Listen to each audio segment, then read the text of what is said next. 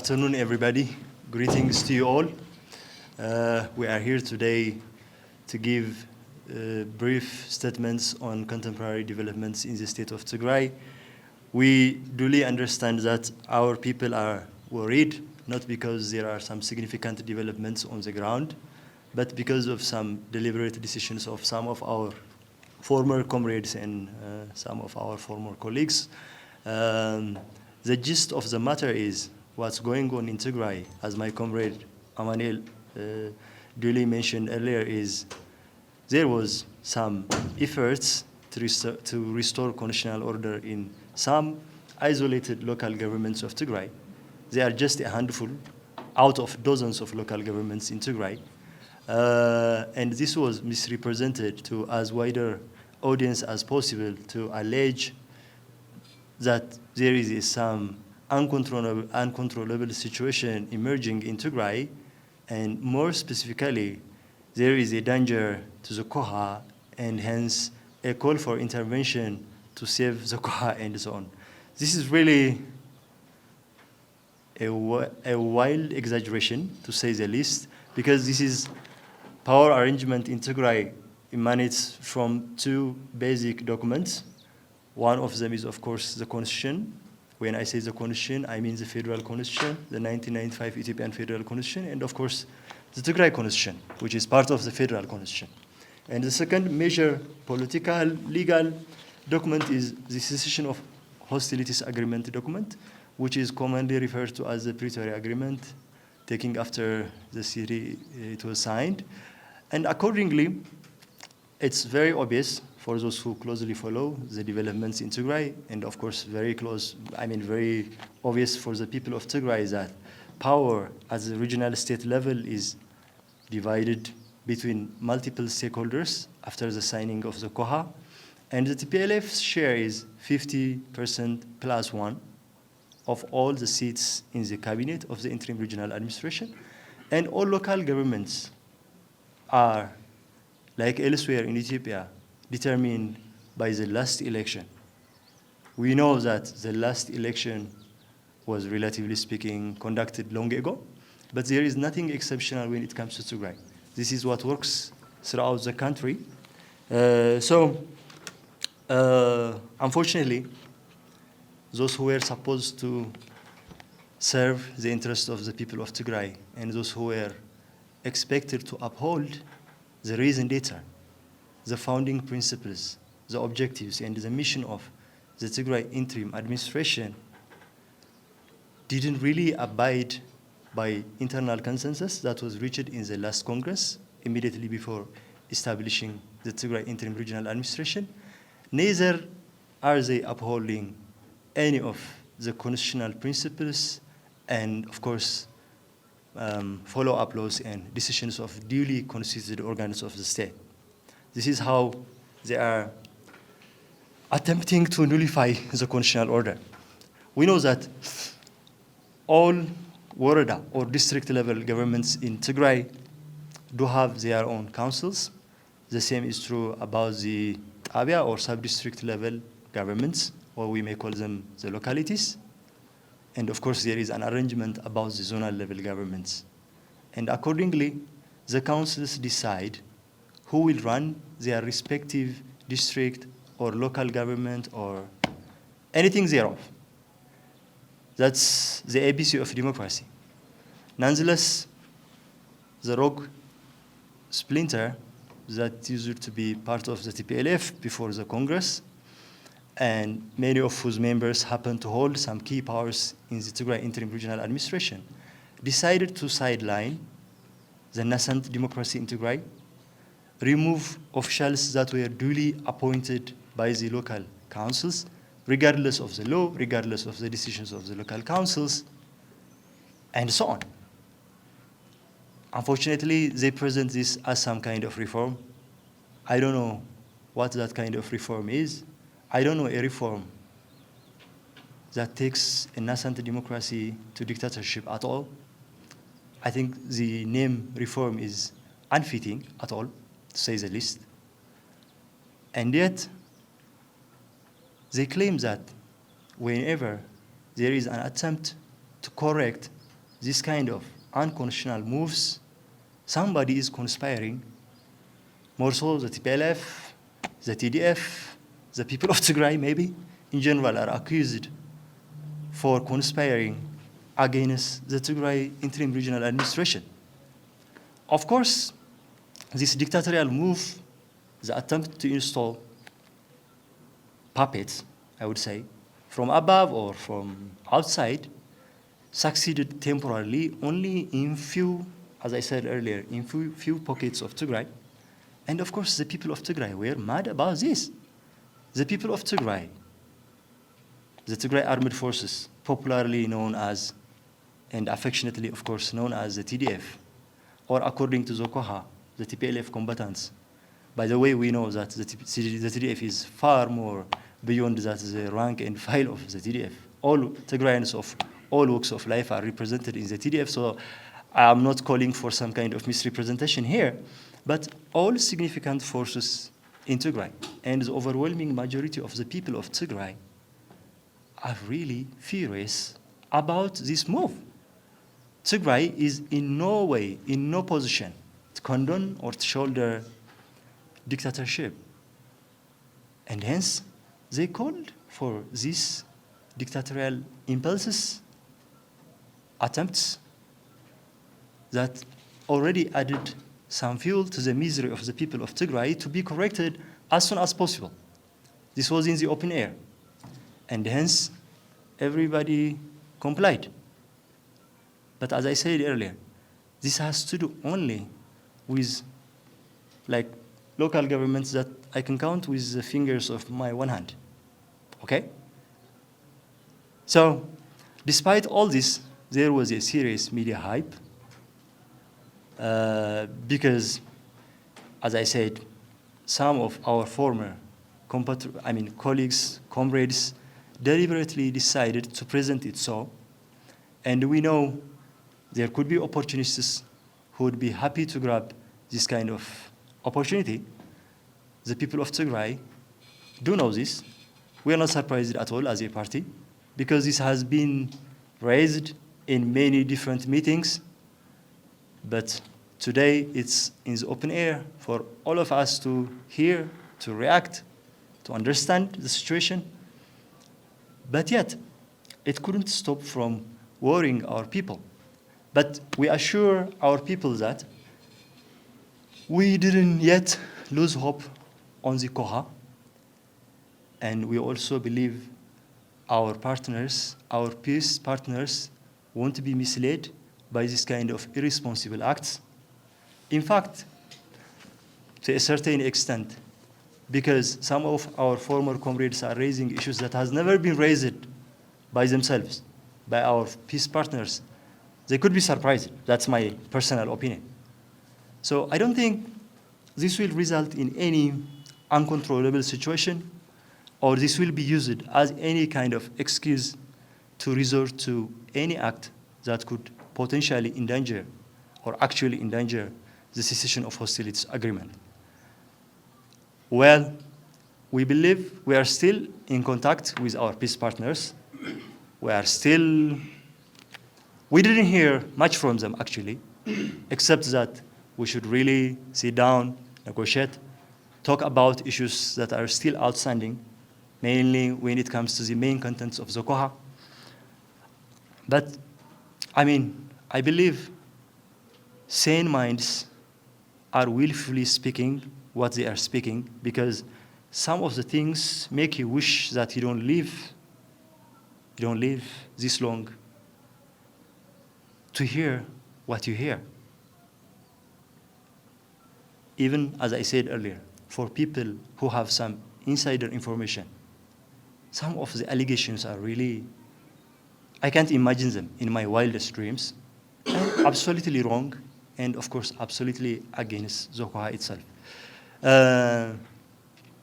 There were also some attempts to deprive Tigray of its capabilities, to defend itself, and of course, to negotiate. The TDF is one such institution. The TDF is built out of necessity. No one in Tigray was really interested to join an armed struggle, as we know, everybody knows this.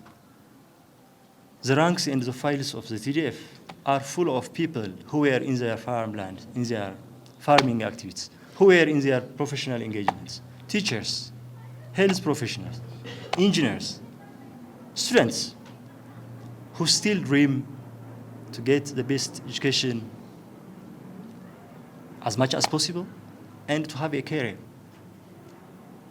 But instead of working with all other forces in Tigray, with the utmost possible coordination and support towards each other effort, we hear in the open air that DDR is selectively targeted, while our people are languishing under brutal occupation, while Tigray's autonomy is again being infringed, while IDPs are languishing in IDP camps, while Tigray has never been represented in the federal government institutions long after 2.5 years after the signing of the QUA.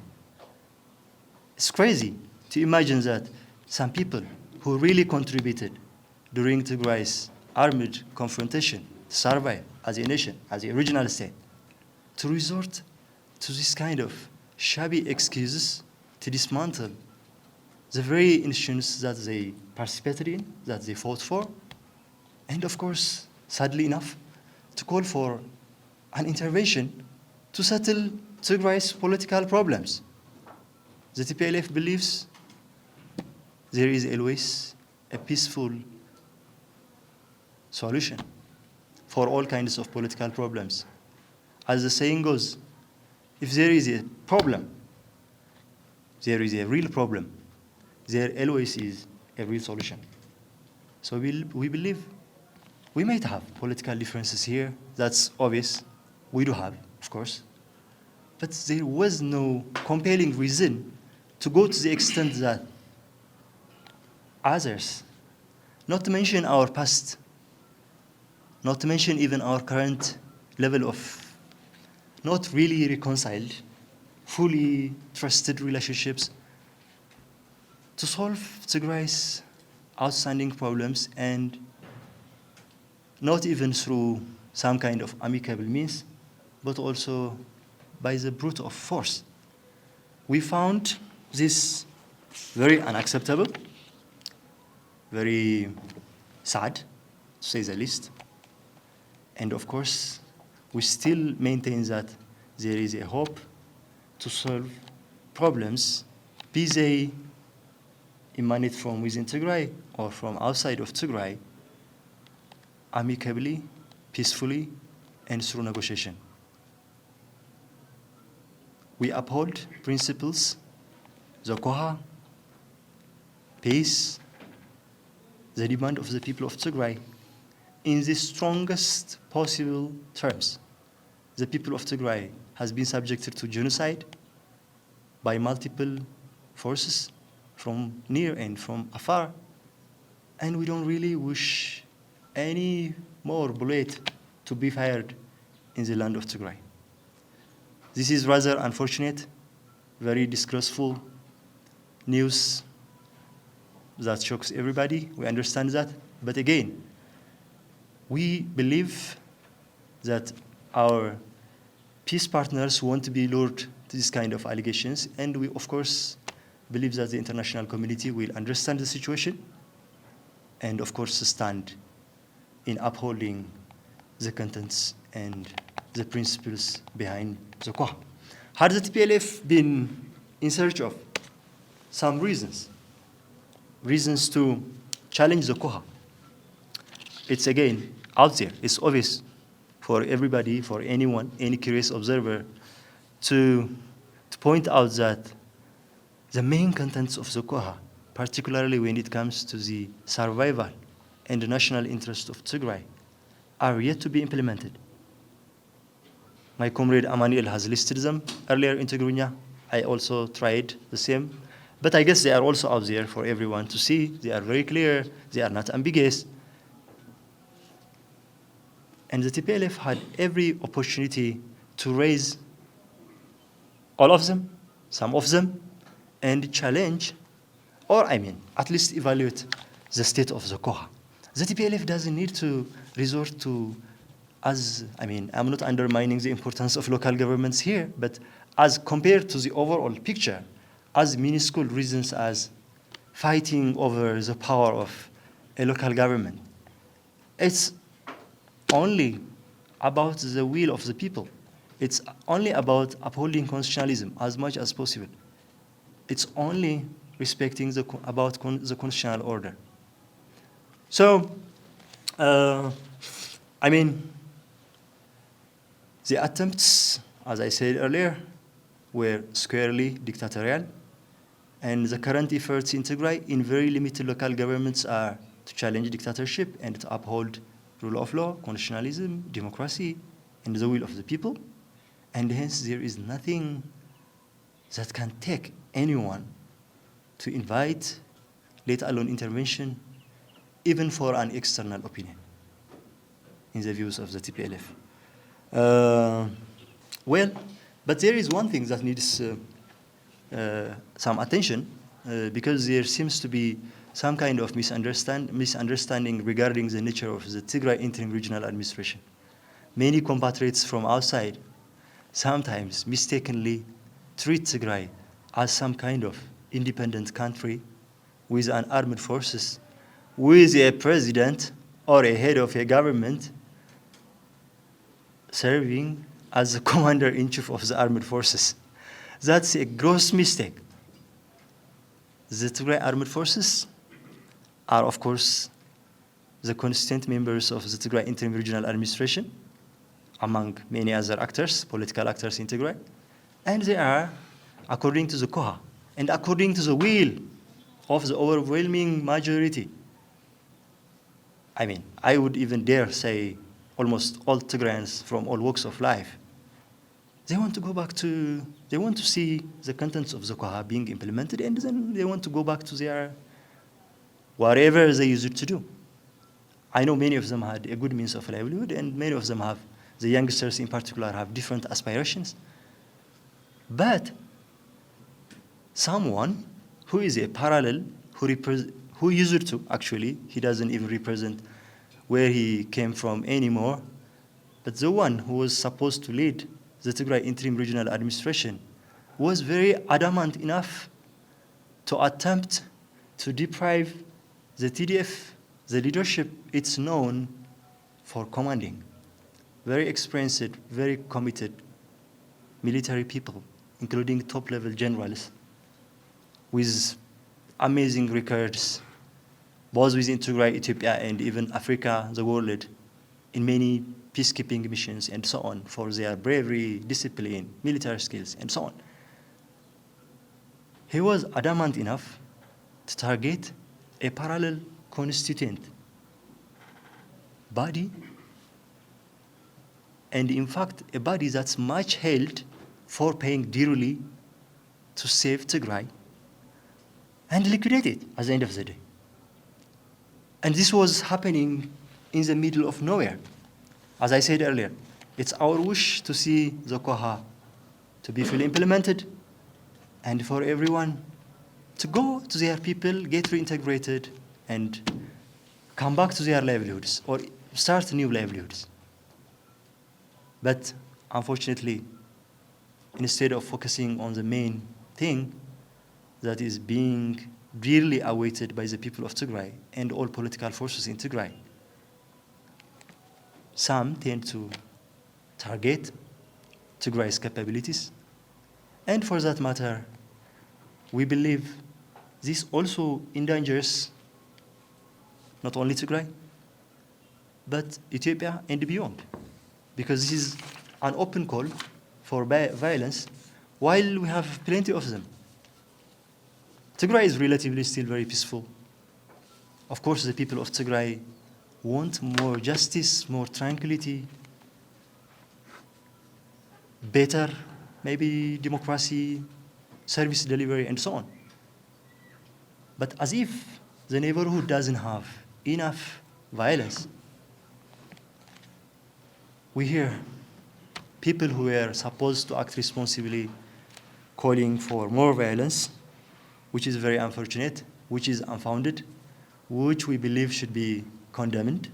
And, by the way, we want to extend an open call for all stakeholders, be they from within or from outside, to see for themselves. They can establish, for example, a team that can investigate and check what's going on in Tigray, because we know there are plenty of allegations as if something extraordinary, violent thing is happening. We all here know that this is not true, but maybe in case there are some people who don't really know the details, in case there are some people who are yet confused, in case there are people who still are of some suspicion, we extend our open call for anybody to come, observe, weigh the situation in Tigray and beyond, and then, of course, support in any way they deem is appropriate.